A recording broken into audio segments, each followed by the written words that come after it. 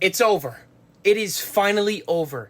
Sukuna's reign is done. We start off the chapter with Sukuna telling Megami that he needs to just give up. Basically, Sukuna's way of gaslighting Megami into staying so Sukuna doesn't die. Megami then talks to the dying embers of Sukuna saying, "Nah, I don't think I will. I have someone I need to live for." We then go back to the present. Yuji's domain falls and Megami is finally shown. Megami is now finally free of Sukuna's grasp, while Sukuna desperately tries to grab onto Megami to reform his shape. We then see Yuji approach a very destroyed version of Sukuna, that being just a mouth and an eye on a blob. They start talking a little bit and Yuji pulls out the exact same line he uses against Mahito, but the other way around.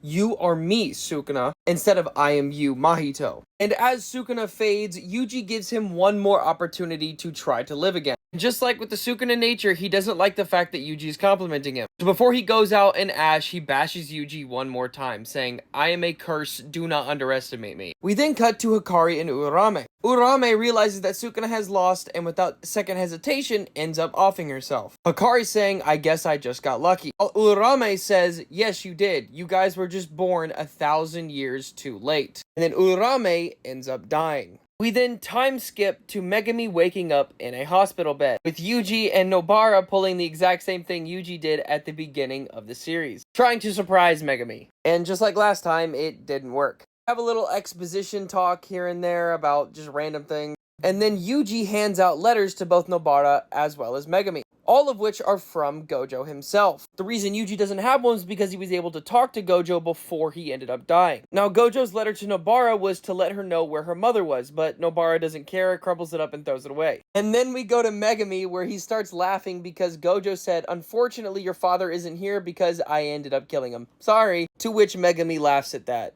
Nobara then tells everyone they have to meet up with Maki and says that Megami needs to come along. Yuji then apologizes to Megami saying he's sorry about Yuta, to which Megami doesn't understand what's going on. And as everyone goes to see Yuta, we hear a voice, preferably supposedly from Maki, saying, "Yuta, you damn bastard," to which everyone is a bit curious because they don't know for sure if he's alive. And from there, JJK 268 ends and there will be a break next week. Overall, I'm on the fence about this chapter. They kind of just ended it really suddenly, and they did a time skip and didn't elaborate as to why. Also, Sukuna and Urame just ending right there.